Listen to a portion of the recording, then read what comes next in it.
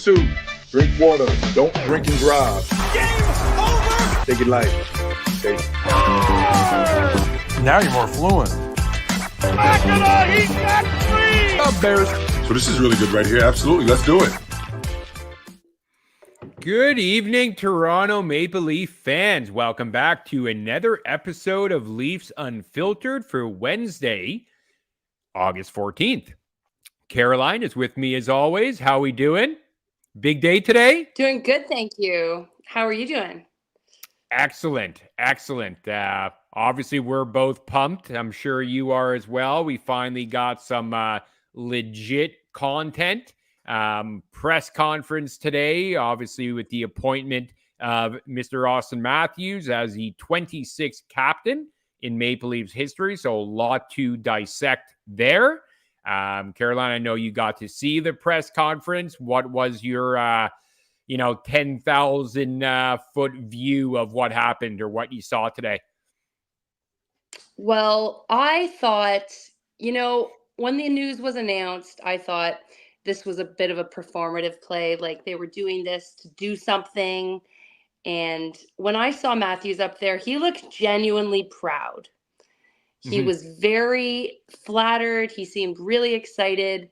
He's not him and Tavares aren't the most passionate, most motivating, inspiring speakers. But when I saw him up there looking a little bashful, looking real excited, I was my needle moved a little bit on him and on the off season that the Leafs have had. So I was overall very happy with the press conference. I think we'll get into it further, but that's my 100-foot view was that Matthews seemed captainly, and I liked that. What did you think? Nice. Yeah, definitely like that take. I guess kind of going into it, I expected it to have a little bit more, hoopla. I thought they would have made it a bigger event. It just seemed to be very, condensed, very short to the point, not many questions really taken. They had obviously Mitch Marner, Morgan Riley were in attendance. They had Doug Gilmour, Wendell Clark, but we didn't see them. I thought they could have made it a little bit bigger and made it, a little more Toronto Maple Leaf-esque. Let's make a bigger deal out of something that, maybe for other teams would just be a PR tweet that we've now made this player captain. It felt like the Leafs were kind of presenting it as a huge event at Real Sports Bar and Grill. Kind of got the information out there early in the week that it's going to be Wednesday. I wouldn't say I was disappointed by how it went, but I was hoping for something a little bit more exciting, maybe more fireworks. Doug Gilmour, Wendell Clark carrying Matthews out there on their shoulders. But that's probably just the, delusional and overly passionate Leaf fan in me hoping for that kind of stuff. Yeah, I hear you. For such a corporate, organization that's very polished and sort of thinks about anything that's going in front of the fans and into the media, MLSC, of course, it did seem like a little bit of an afterthought.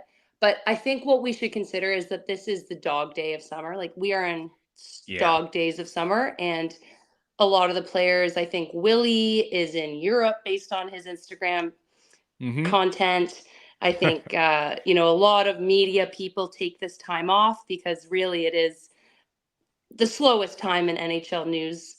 Yeah. And that might have contributed to why the fanfare, why that you didn't see that, red carpet being rolled out for the event. For sure. It's a good point. And but we don't even thing I thought was pretty notable. Yeah. Sorry. Was when Tavares went out to speak and he kind of had that crumpled up piece of paper. And he kind of unrolls it and it's like he's making his valedictorian speech. It seemed very Tavares for me. I think he's very salt of the earth, very real. And we know, as I said, he's not the most inspiring, most media-friendly person. I'm sure behind closed doors he's different, but it seemed completely on brand for him to have a printed out copy of his speech. Yeah. Yeah. And like, I wondered how he would take this news. I really think we're going to have to get into this more, but how the conversation went down with him. Did he Mhm. get told that this was happening, or was it, a conversation that they'd been having and he kind of relinquished the captaincy? Like, what's your take on that? Was he aligned? Yeah, I mean, I guess from what was reported prior to the press conference today, and I think Brad Tree Living even alluded to it this morning. The fact that I guess after the playoff round, after the playoff loss in John Tavares's exit interview, that was where it was Hmm. first, I guess, brought up. It seems like from what Tree Living said today that he brought it up to Tavares, but it was not kind of like presented to Tavares, or Tavares didn't really take it as a shock. It wasn't something that he had not previously thought about or considered, the passing of the Hmm. captaincy over to Matthews. So it seemed like it was a pretty, you know, two-way engaged conversation where I don't get the sense, and obviously we won't know for sure, but I don't get the sense that Yeah. Tavares was like, what the hell is this? How dare you ask me to give up to see? Because you're getting a lot of like Twitter commentary out there right now where everyone's like, oh, I can't believe the Maple Leaf organization could do this to Tavares. He's like Yeah. such a gentleman, a classy individual. I How could know. they take away the He is. captaincy? He totally is, but I don't think that's what the Yeah. Leafs did here at all. Like, they may No. have made up their mind that whether we have Tavares' blessing or not, we're doing it, but it doesn't feel like Tavares, that they had to really, I don't know, force this decision on him, that they had to convince him. He definitely felt very well prepared to do it. And he even kind of Mm. alluded to the fact that when he came to Toronto, that obviously after he saw the I love young that. core, the players developing, in the back of his mind, Yeah. he'd already thought, like, yeah, at some point, the C won't be mine anymore. There's a very young, talented group here. And I think he even, Okay. like, obviously highlighted Matthews that, yeah, this won't be mine for the rest of my Maple Leaf career. So I think he pretty much knew what was going on. And actually, to your point, with him preparing his printed out valedictorian speech, that almost makes me think like this is a process that he is okay with. Like, is he happy to have given up to C? Probably not. Is he on board, and is he like 1 foot out the door now in his Maple Leaf career? I don't think so. I think he's kind of okay with it generally. Okay. So I have two questions for you after that. I'm totally hearing everything you're saying.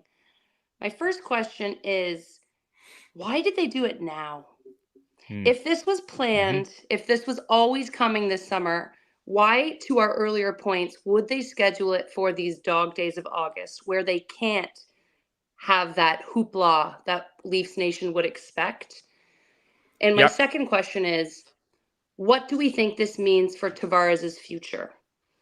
Is this showing him the door at the end of his contract this year? Is he likely going to be moving on? We're not going to be as, maybe inclined or feeling that need to re-sign him if he's not our captain.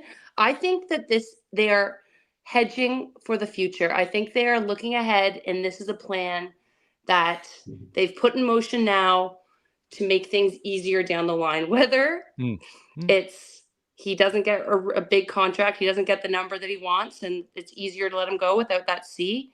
Yeah. Or, I know you don't agree with this, but what if they want to bank that 11 mil and put him on the LTIR at some point? Yeah, look, I totally hear where you're coming from. And absolutely, you are not alone in that thinking. I've heard kind of a lot of that out there from Leaf fans that, okay, this is kind of the end of the road here for JT. And I Yeah. guess to kind of begin with the first part of your question, Thank you. the Sorry. timing for me, Start there. all good. No, like, I think the timing, I kind of questioned it too. It felt like, well, why now? if Tavares has one more year on his contract, and I guess this will probably also satisfy the second part of your question. So my thinking was, if you were going to part ways with him after this coming season, no point to do it now. You tell Auston Matthews, look, we don't know if we're going to be signing John Tavares after this season. Once we kind of figure that out, expectation is you become the captain. We just want to kind of play it out of respect to John. We're not going to make that move now. And then I think everything is fine.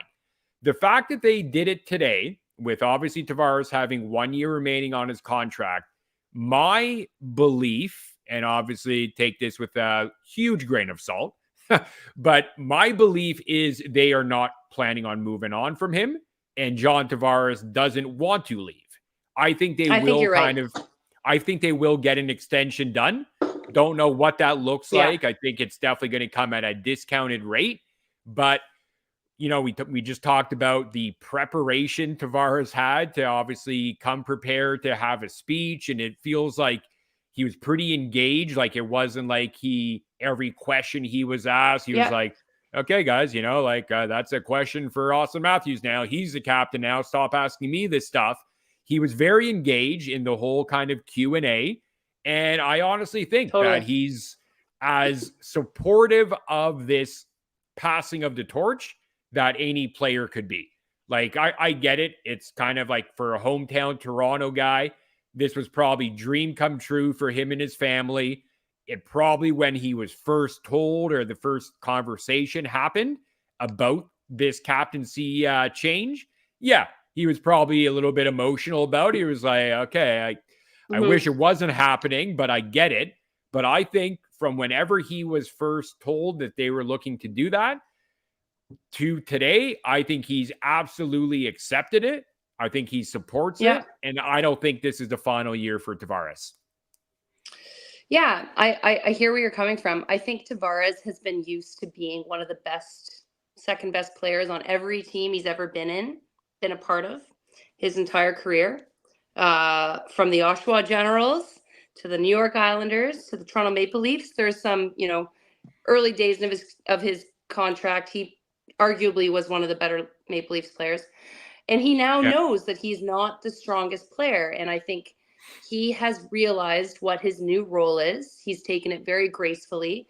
And he's certainly working with and listening to upper management. I think you're right, to pave a way for his future. It wouldn't be a great look for Tavares if he was up there all mad and like grumpy. Like, I don't think there's any world where that would happen with any hockey player. That just, one, it's not his brand. Two, what's the point of being mad? That's a new story for people to talk about. Right. But I think you're completely right. I think we've spoken about this in past episodes, that he has young kids. He has 3 young kids. I think his 3 kids are under the age of 5. They're likely at some Toronto private school. I know that he just built a cottage. I know exactly where his cottage has been. I've been to it. You have to share the address with me after the show if you don't mind. No, I can't. No, I can't do that. No, of course I not. want to get back. But did you know that the McDavid wedding, the Mick wedding? Yeah. My mom did that. My mom did that wedding. So no kidding. The NDAs have been lifted, and it was like she planned it. My mom rented them the property. No kidding. She rented them the property, so she manages about 250 luxury properties in Muskoka, and it's on Old Woman Island in Lake Muskoka. It's $14,000 a night to rent that. And they had it for a longer period of time, but it was a big thing to be able to actually, a lot of these property owners don't allow weddings or events because septic tank issues, they don't want people trotting over using that cottage. So what they arranged for was a barge. So they tacked a barge onto the end of the island, and that's where the ceremony took place. And they brought in all sorts of different items. But anyway, that's how I know Tavares' cottage. sorry, before we move on, was there any, as part of allowing McDavid to host a wedding there, was there any sort of agreement that he would become a Toronto Maple Leaf at the end of his contract as part of the deal? To be honest, Do you know as far anything as that my you can mom- talk about? So as far as my mom and my sister actually works hand in hand with my mom, Yeah. Connor had no involvement. It was all Lauren. So Lauren Kyle, who is the wife of Connor McDavid, she did everything. I don't think they Shocking, even have Connor's, because that's the they opposite of emailed how Connor a a little typical bit, like he wedding was- goes. I always have thought it was the Yeah. groom who does the bulk of it. That's shocking. Yeah. Did you? Did you think so? Yeah. No, No, I think not so much. not so That's much. crazy. Okay, sorry, that was a bit of a segue, but let's get back That to was the fun. conference because Yep. there's a lot. I think there was a lot in this conference. I Yeah. think that question that was asked about who's going to be wearing the A was Yeah. very interesting. Yeah. The answer It was almost interesting for me. seemed like, yeah, like it almost seemed like Treliving did not have an answer prepared. It didn't feel like it. I would agree. Yeah. He announced that the assistant, John, would be wearing the A. He Yep. announced that Riley would be wearing the A. No. And then they asked He- whether, Wait, sorry, you go. I don't know if I heard that. I didn't hear anything about Riley. I think he only said So you heard Tavares. Mitch. No, I didn't hear Mitch either. Yes. All I heard was that I think he said Tavares will definitely wear an A, but he didn't say anything else. So he didn't say anything about will Marner or Riley have an A. Nothing is what I heard. I'm confident that they eventually did mention whether Marner would be wearing the A, and Okay. they said yes, but it was a bit. Did it they? took a beat. Okay. Yeah. Okay. So I may have missed that. Fair enough. Okay. I listened to a podcast today, and they did speak about that, and Yeah. they were sort of speculating whether or not, like, what that means for Marner's future. Like, how about them taking away Marner's A as kind of a means to, like, we are moving on, and right. Okay, so I for sure missed that. I've got to kind of run that tape back because I don't remember hearing anything about Marner getting an A. Okay. And maybe in the after maybe they brought it up in the Q&A. Okay. It was in the Q&A. I think Phil asked the question. Yeah. But I'm pretty positive. But anyway, I don't have my so that definitely would change things for me. Yep. They didn't say Nylander, so that was kind of noted that Nylander wasn't discussed because, as we know, this past season, Nylander and Riley, correct me if I'm wrong. Sorry, Matthews and Marner were the alternate A's, correct? Yeah, I think they, Tavares was a C, and then Matthews, Riley, and Mitch all had A's. So I think they rotated Matthews. I think it was Matthews was the A at home and Mitch was the A away. Could be. Okay. Yeah. Okay. Yeah. Okay. But wouldn't it be exciting if they did it with Tavares gets the A, Riley gets the A, and then Willie gets the A, divided with Riley, but no Mitch. Well, yeah, and that's why I want to kind of hear if it came from Tree Living saying that Mitch will wear an A. It did. Want to kind of hear, okay. As far as this, yeah, as far as the podcast, yeah. So I mean, because as for far me, as Leafs talk goes, correct. Yeah. Yeah. Okay. So we'll see what happens there. I think one of the things I kind of enjoyed hearing, and I think when I heard the announcement or they kind of made it that this press conference would be about giving Matthews the captaincy, one thing that kind of probably the first thing that I started thinking about, okay, if Auston Matthews is super jacked about becoming the captain, I would think that at some point when they pitched it to him, there would have been a conversation, whether it was Tree Living, Shanahan, Berube with Auston Matthews, that, okay, the organization wouldn't feel very good about giving you the captaincy if your plan was to jump ship after your 4-year contract is up. Now, obviously, they couldn't get Matthews to promise that he won't go anywhere, but I think it had to be a part of the conversation, I believe, that they would have said, look, we get it. It's a 4-year deal. Beyond that, you're not committed to us. We're not committed to you, but want to kind of get a gut check from you. If we kind of do everything we've promised to obviously make the team competitive, to try and build the best possible team around you and try to be a cup contender during your entire term, your 4-year contract, we would expect that you would be re-signing. Is that, if everything happens the way we're talking about here, is that something that you would have an appetite for? Because I don't know if Auston Matthews would have confided and said, well, actually, dude, I'm going to bail after 4 years no matter what. But I would trust Tree Living or Shanny to have at least gotten the confidence that his intention right now, Matthews, is to remain a Leaf. And he did say in the press conference today that it is his goal to be a Leaf for life, which I love. All right. I'm going to go back to what I said about Tavares, how he was happy, supportive. There's no world where Matthews is going up there and being like, thank you, but after my next 4 years, I'm out of here.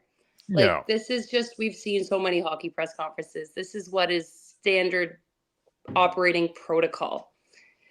And I also don't want to commit to Matthews right now for a new contract after his $53 million expires. I think that if we're not winning a cup in the Matthews era, we're in a full rebuild, and we need to be able to trade that Matthews chip, for big pieces to come. So right. I think that what he was saying up there is what is completely expected and what is media friendly and what is Leafs friendly. For sure. But do you want him to commit if we're going to have to, if we don't win in the next 2-3 years? Yeah. I mean, I don't think we really need any. Why do you want an older Matthews? Yeah, like I don't think we need any commitment from him. He's got 4 years on his contract now that's starting this year. So he's committed right now for 4 years.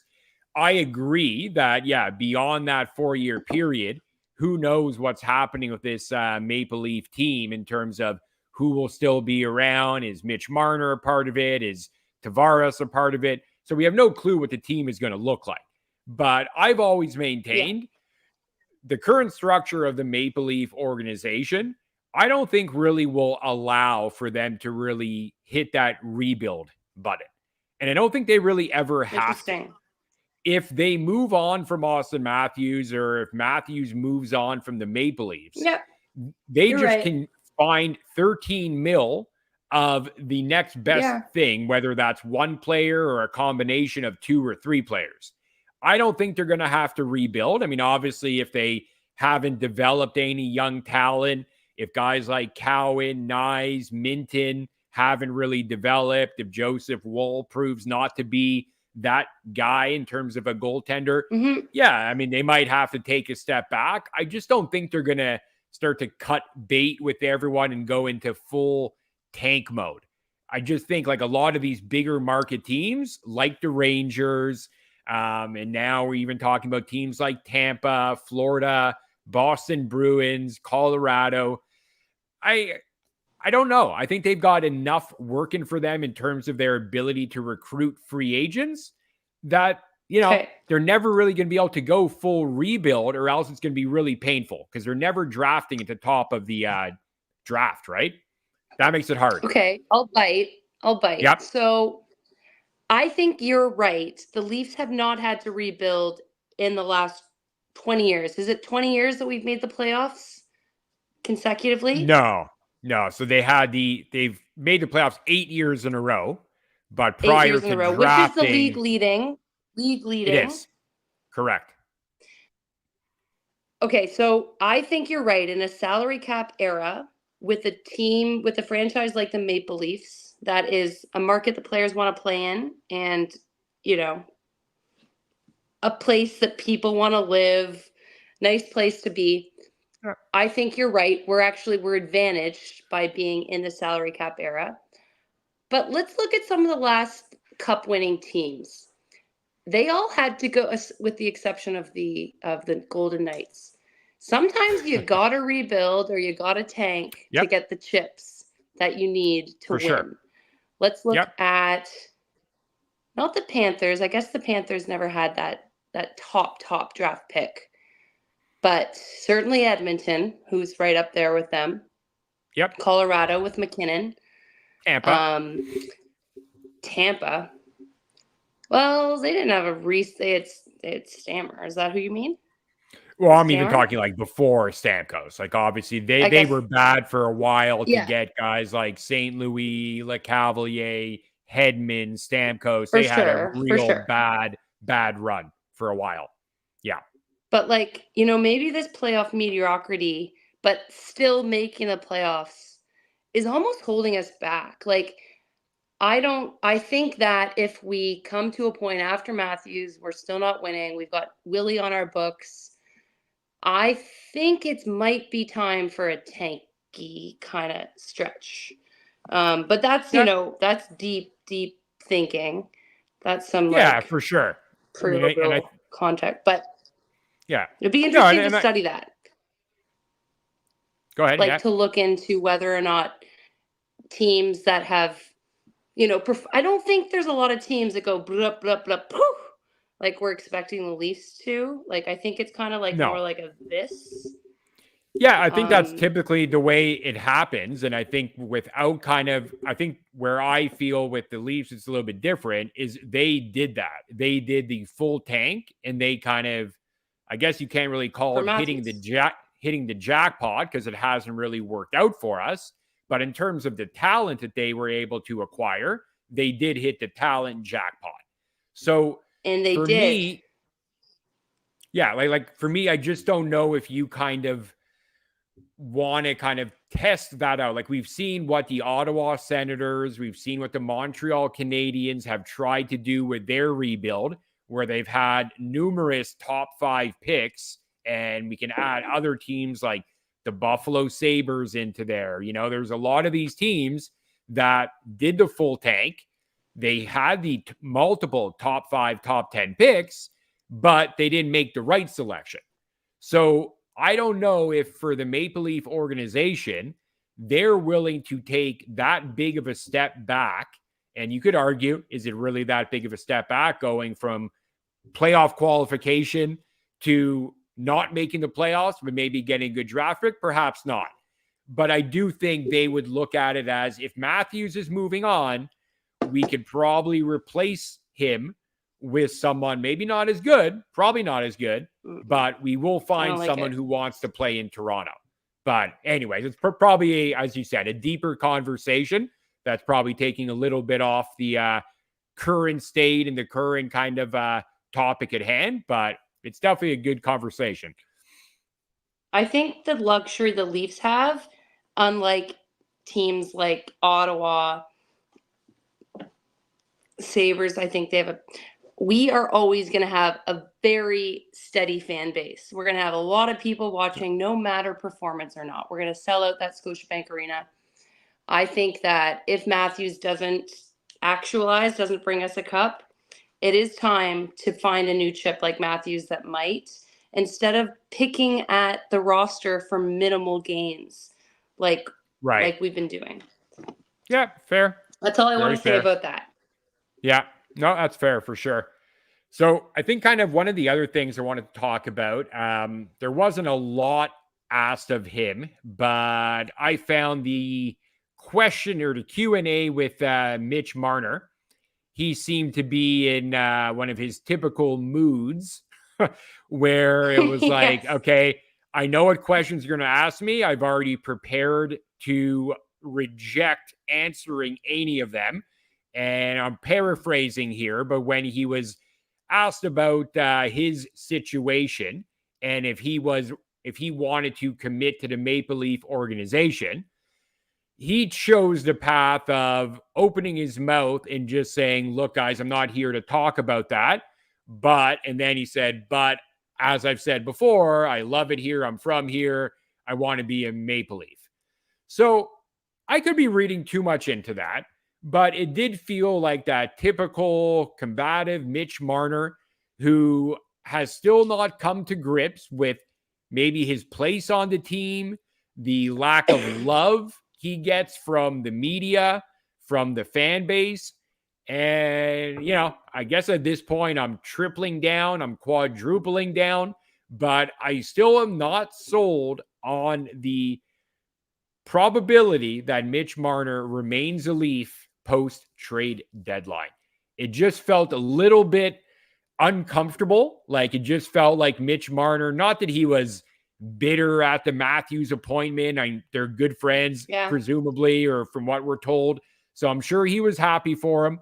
I just don't get the sense that everything is okay. And it's, see you at training camp, Mitch. We're excited to have you. And we're still talking about a contract. I don't know. I still think something big might be brewing here. I agree. Mitch is one of those guys that's always been the best on his team for his entire life, right? Like we heard about this prospect, Mitch Marner, on the London Knights when he was so young. And he wants to be among the top players in the NHL. He wants to be in that upper echelon of guys that have, awards attached to their name or speculation of whether or not they're going to be, really moving a needle. I think that he's eventually going to get fed up. I think we're seeing the writing on the wall. The guy hates media here. I don't see a long-term relationship between Mitch and the Leafs. But you know what I think is happening a little bit behind the scenes is that his buddies Matthew and Willie are really pulling for him. I think they want to ride out one more season with Mitch. And I think that's what's going on, is that it seems like he's very beloved, one in the locker room, two, as somebody to play with. And I think that he is riding the coattails of big names on the Leafs that want him around. Obviously also that no trade clause, but I think that the guys that he plays with really do love him. And anyway. Yeah. I mean, I think that's, we'll see. I think he's out of here after trade. I think he's out of here sooner than we think. Yeah. I mean, I think that's all valid. I think for me, everything we've heard at the exit interviews, end of season, media availabilities, like the same story all the time. They love playing with each other. They believe in the team. They believe in the group. So I have no doubt. I don't, I agree with what you're saying. I'm sure if you asked Matthews, Tavares, Nylander, Riley, they'd all love to run it back again, have Marner part of the team. And look, it probably benefits every player in that locker room from a personal standpoint to have Mitch Marner back there, and including Mitch Marner. If he wants to up his value, if he does plan on leaving as a free agent, he has no better spot that he could be than Toronto riding shotgun with Auston Matthews. No doubt about that. That's great. So I think all the players want Marner back. Who does not? Shanahan and Brad Treliving. I don't know what Shanahan does. I don't know. You think he wants Mitch Marner back? I think Shanahan's job hinges on this season. And really, if we look at it, they haven't done the only things that we've really changed are no Bertuzzi, no Samsonov. As far as removals, yeah. We also don't have Brody, but that doesn't count as anything. No, when we look at the biggest changes, we brought in some new guys. We brought in Ekman Larson. We brought in Tanev. We brought in Skolars. We've changed our captaincy. We've changed our coach. These are the things that they could do nibbling around the edges of the court for. Right. So I know we've talked about this, but that's just sort of my point. I think that if this year doesn't pan out, the Shanahan plan, as we've seen it fail, fully fails, and he'll be out of here. And yeah. Yeah, I think for me, like, I don't think if it's up to Shanahan, if it's up to Tree Living, meaning if they can get Marner to waive his no movement, I don't believe they want Mitch Marner back. I think if it's up to them, they want to move on. I think everything that they've, not so much Shanahan because he doesn't really talk, but everything we've heard from Brad Tree Living, to me, reading between the lines suggests that they would like to move on, that they don't think they can get him re-signed or they don't want to get him re-signed. Choose whichever direction you want there. But either way, the same result stands, that they think that they're better off moving on, reallocating Mitch Marner's salary, his AAV elsewhere.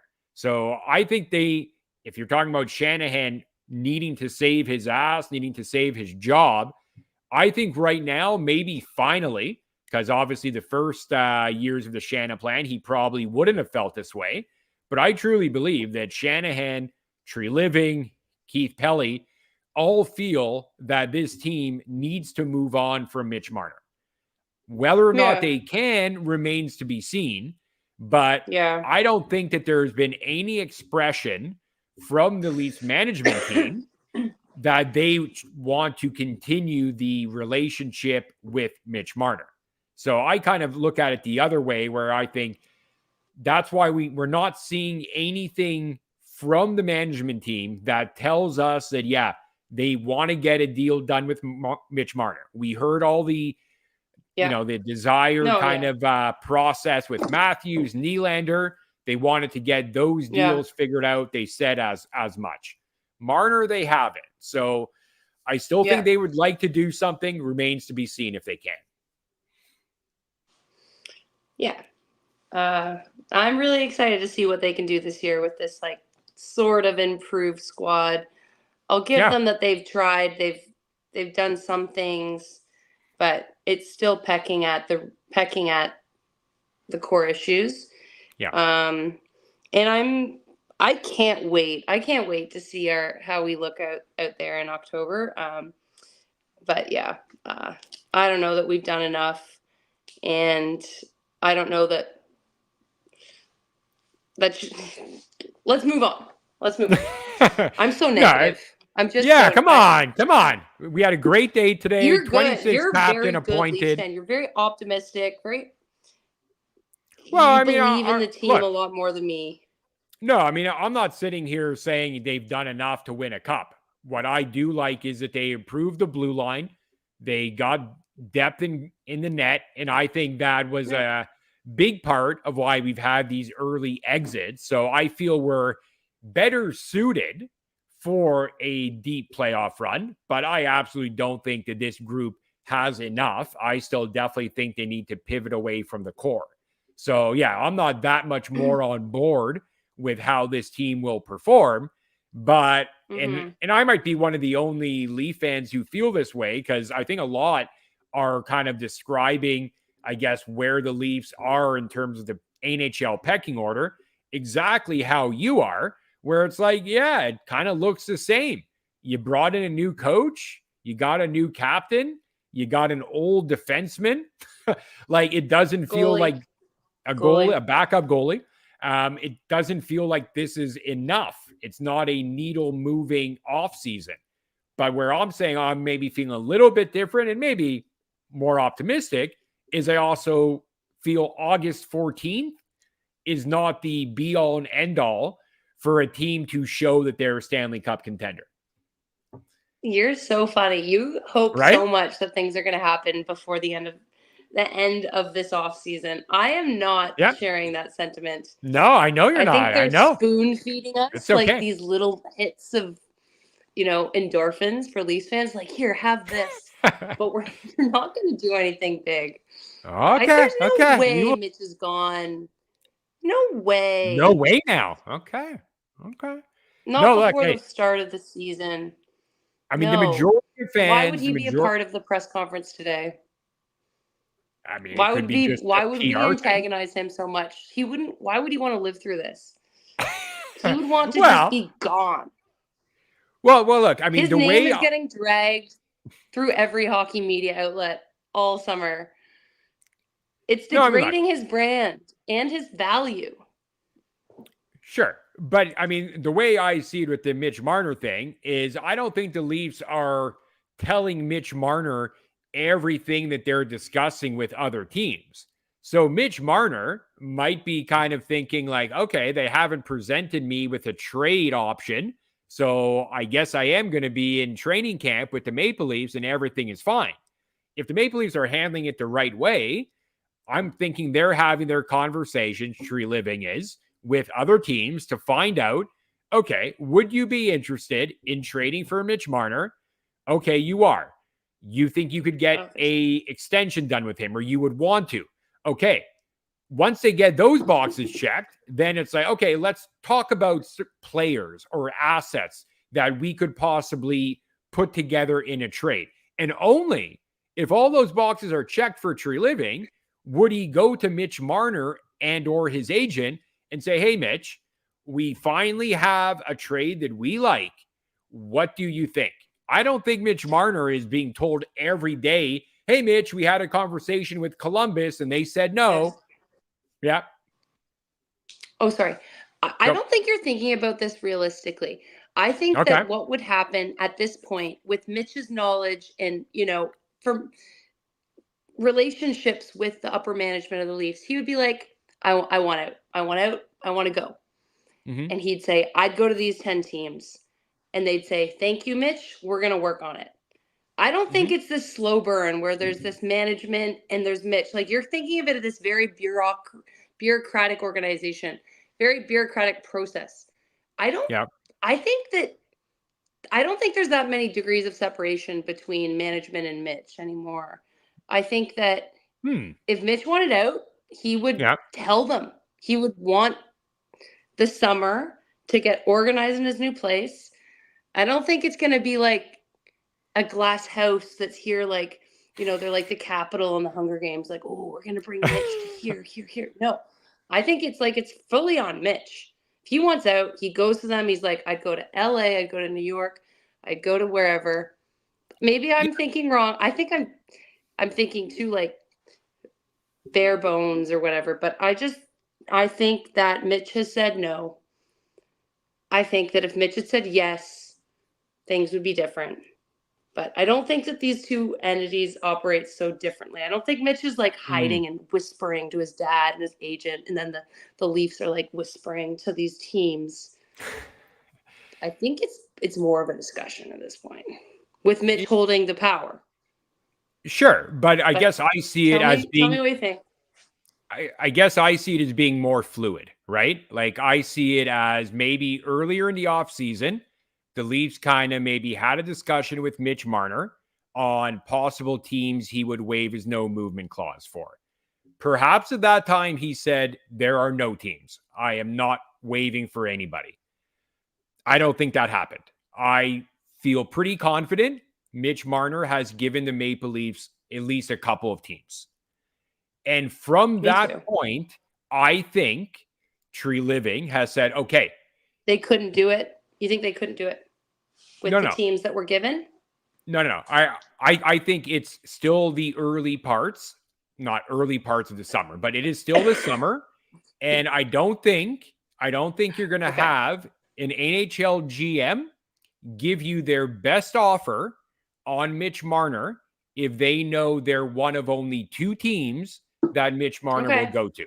There'd be no reason for them to show all their cards in the middle of August. So I'm not saying this deal happens in September. I'm not even saying October. It might not happen till March. But what I do believe is Tree Living knows the teams that they can work with based on Mitch Marner's feedback. And I do think that those conversations are between, maybe not fluid in terms of having them on a daily or weekly, but yeah, I don't think there needs to be much dialogue between Marner and Tree Living.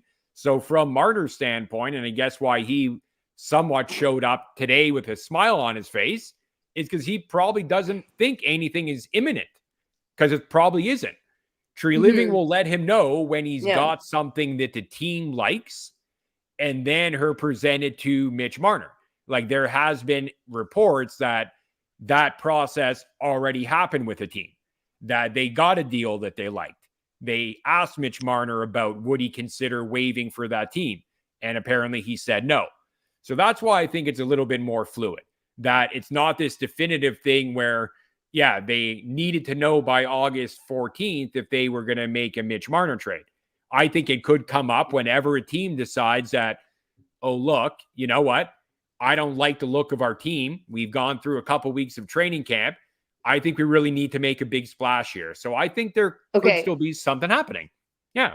My thought is that GMs in the hockey world, they're not blinded from what's happening in Toronto. Like, they hear not at all the hate that's happening to Mitch Marner.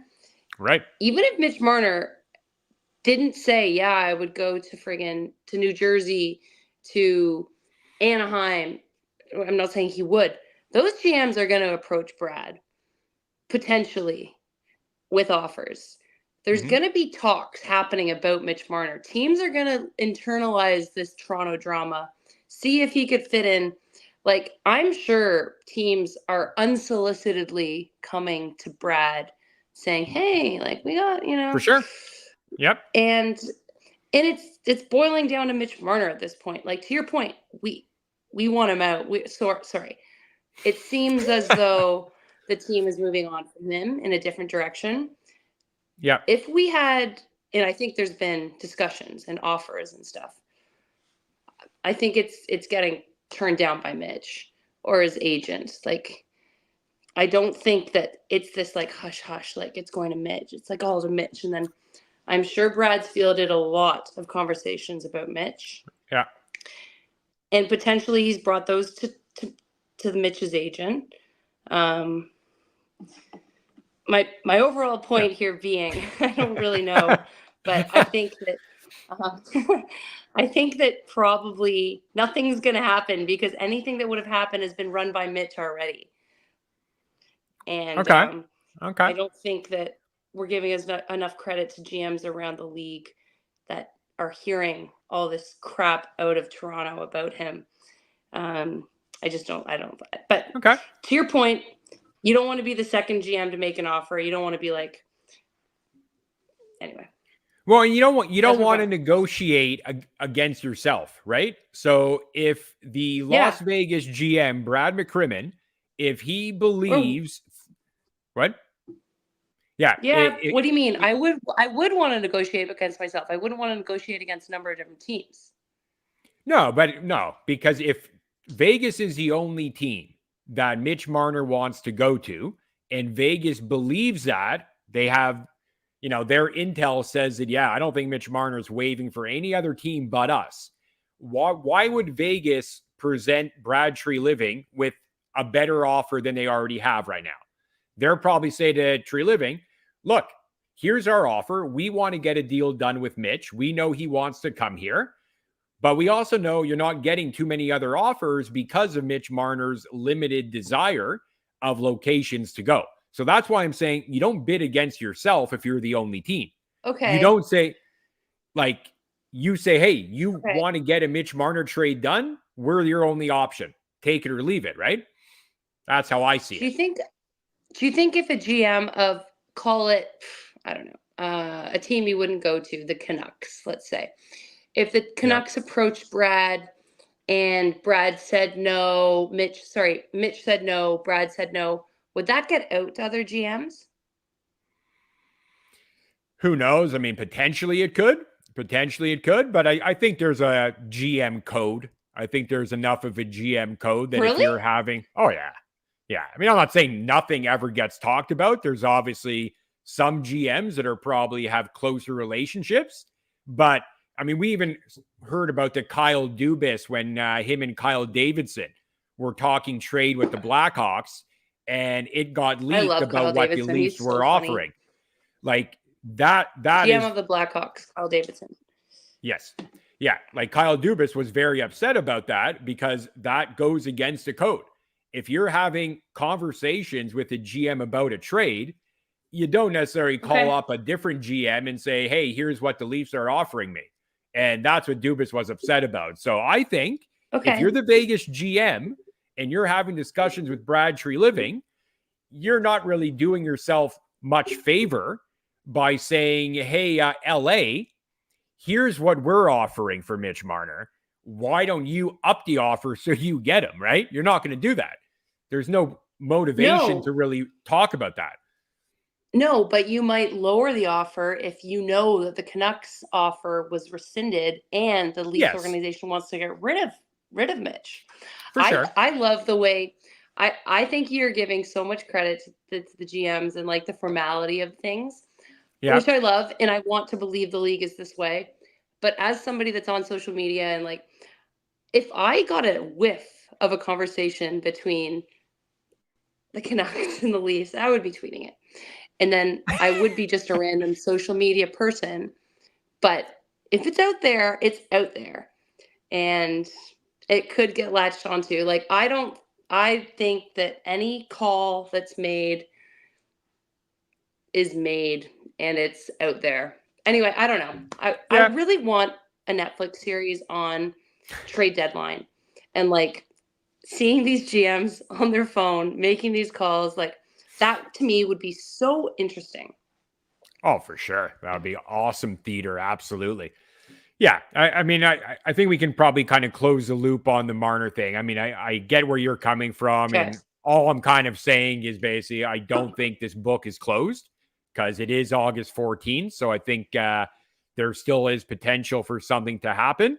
And obviously, no disagreement that Mitch Marner controls a lot of things, but he also doesn't control the media, shoving the microphone and camera in his face for the next 8 months if he chooses to remain here. So that's where I do think there's a little bit outside of the obvious, well, if Mitch Marner doesn't want to waive, he just stays here.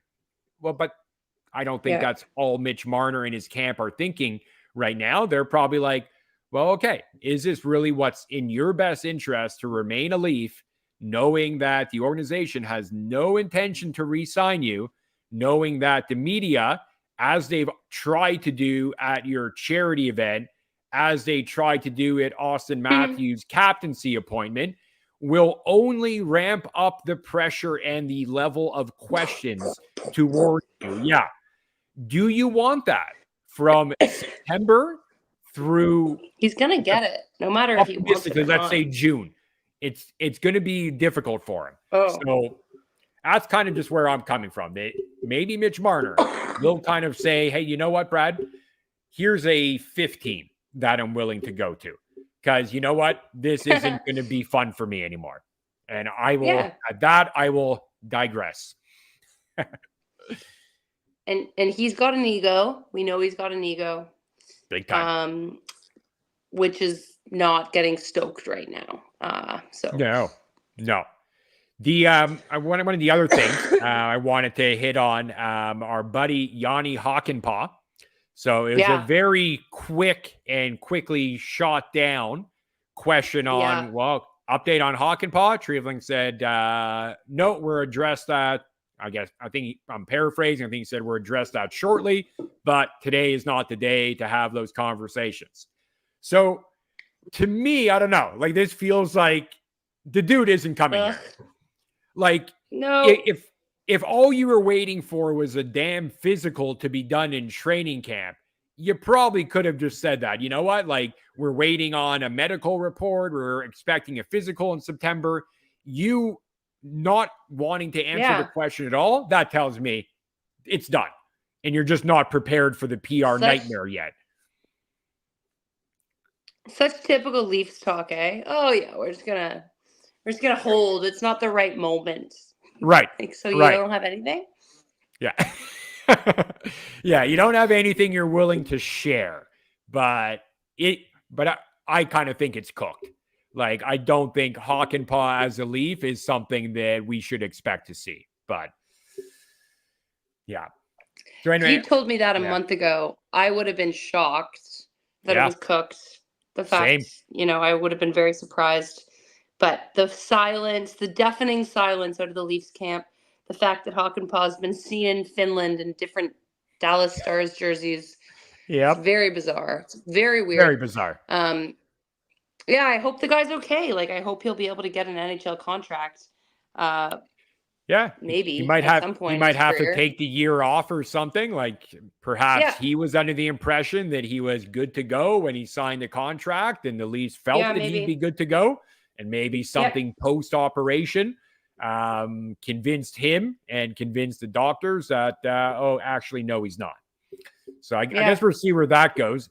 The one final thing, I think you enjoyed it too. So tell me if you think that Ilya Samsonov, do you think he meant to put this out there? And we're obviously tell the audience exactly what we're talking about if they haven't seen it. Do you think he meant to write that from his burner account? No. No? Yes. Oh, okay, yeah, for sure. Sorry. Okay. You mean it. There's no way. That's you can't do that. That's offside, dude. So yeah, so just to tell our audience what we're referring to here. So I think it was from actually NHL.com, their Instagram account. They made a post about here are our top 10 NHL goaltenders, and they listed Allmark as the 10th goaltender. Then in the comments, which you didn't really have to scroll very far to find, Ilya Samsonov's account, they had one about number 10 with a heart. And then replying to that comment, he said something about watch your ass, November 21st, or are you going to be injured again? And November 21st just so happens to be when the Vegas Knights, Samsonov's current team, plays the Ottawa Senators.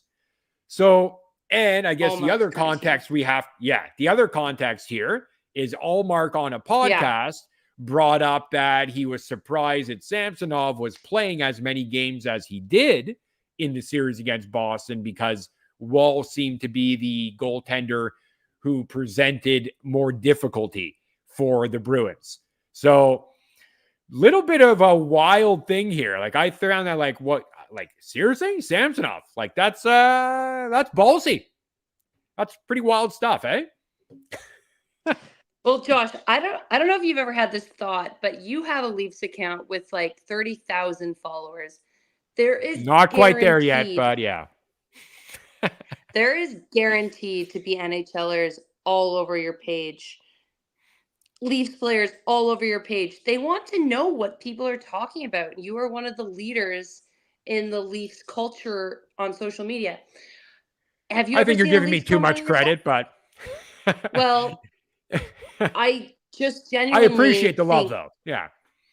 Well, I think that there are some unwritten rules with regards to hockey players, athletes, and social media where they don't interact. I don't ever see hockey players liking, commenting on top 10s. I'm sure Matthews is looking out there for they all are at least content that's talking about him being the best player of this generation or getting to 70. But they're probably doing that on their burner. They're doing it on their burner. Media. They're young. I just think they're doing it on their burner. Is what I'm saying. Yeah. There's burner NHLers all over your account. I know it. There's burner NHLers on my account, which is not as big. Yep. Guaranteed, if you're hashtagging Joseph Wall, he's going to get that if he's on TikTok. He is Joseph Wall. Yeah. The algorithm knows that unless he's blocking certain content. I've always thought that. Right. I'm very surprised we don't see more NHLers cropping up, whatever. And so I think that, he slipped up. He didn't use his burner account like all other NHL players do. Yeah. But correct me if I'm wrong, and maybe I have to go back to the post. I don't think he's even deleted it yet. Really? Yeah. Well, maybe I'll have to check. Not to look guilty. Perhaps. Yeah, that would be an obvious admission of guilt if it's the next day it's deleted. But guilt. Yeah. but I mean, yeah, I mean, obviously, I assume, I don't know if Allmark is on Instagram, but whether he is or not, he certainly has been shared that, screenshotted, and sent to his phone. It's just crazy. And listen, the reason Samsonov commented that on his burner account, which wasn't the real burner account, is because he knew Allmark would see it on his real account, right? Like, Probably, yeah. Yeah, it wasn't. probably. He did that. Like, NHL players are following the NHL. You can see Yeah. who follows them. They're not like avoiding stuff on their feed. They're gonna like in the summer they're gonna get bored. Like they're just humans. They're For gonna sure. be interested in, I think, stuff about them, at least some of them. And you never see anybody liking, commenting. No. They all Well, use burners. yeah. Well, you know what? It doesn't happen. At least I haven't seen it very often with hockey players, NBA players, and NFL players. You do see a lot of that. You do see a lot of NFL players, NBA players on their Twitter account, reposting something about a player getting, called out or talked about as, this guy is the best wide receiver in the NFL. And then you get someone like a CD Lamb saying, dropping the eyeball emoji, and they're always doing that kind of we stuff. Don't get that. Hockey players, I don't know. I don't want to say they're more tactful because they're probably doing the same shit, but on their burner. Whereas maybe come on. You don't think any of them do that? Like, you got to think Jack Hughes is scrolling Instagram like right after the game. For sure, they have to be. Trevor Zegras. They have to be. Trevor Zegras knows everything that's posted about him in my mind. For sure, Zegras. For sure, Zegras. Well, and even let's talk about one of our own here, Mitch Marner, who has famously said he's not on socials. I agree with that, to be honest. What? You don't I think he's he's on? shielding himself from what he knows is out there. I think he shields himself from what he knows is out there right now. I imagine in the first few years of his contract, he was very happy to go on social media. But I think he might not be as active, but I think he knows. He's out there. He posts a lot of pictures still. His Instagram. They all have burners. They don't use their regular accounts. He's using his Instagram account for a fair bit, like posting stories from his regular account. I mean, probably not as much as he used to your point, but if he's on there and making posts, he's probably also doing the odd scroll to say, oh, I was mentioned in this article. Oh, I'm one more Leaf fan throwing shade. Oh, yeah. Okay. Yeah, definitely going on. Oh, yeah. But yeah, I thought we had to kind of drop that one for the audience because I just found that funny. Like, obviously, I'm sure it's going to be much ado about nothing, Samsonov and Allmark, but yeah. Where's just Allmark kind of like, from? He is Swedish, I believe. Yeah, I was going to say Swedish too. I think he's Swedish. Yeah, pretty sure. Samsonov's Russian, so there's not like the culture war there. But No. But they probably won't be meeting up for a drink or anything over the summer or even into the preseason. That seems like Allmark would probably be like, all right, dude, like, we are done. If we even had a relationship before, it's now over. I think it's funny that Leafs Bruins rivalry is carrying to their new teams. I love that. Yep. It's hilarious. It's very true. And I wanted to say this before the podcast is over. This was my favorite thing I've seen on Instagram all week. Somebody wrote a comment under Matthews being named the new captain. Oh, but bro, John Tavares got Joe Biden. Really? Oh my God. Yeah. Just from my It's perfect post. Yeah. Just from my post on TikTok, there was a crazy amount of people just like lashing out at the Leaf organization for how could they do this to Tavares, like classless organization. Unbelievable how much of that. Yeah. Right. Like if this happens in any other organization, and it obviously has, no one is starting to speculate like, oh my God, like how they're doing wrong by Tavares. Like, are you kidding me?